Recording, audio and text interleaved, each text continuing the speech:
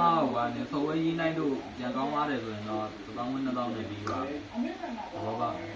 နောက်ခုမိပါရင်လည်းဆိုရင်3000တော့ပို့3000တော့ကုန်ပြန်အဲ့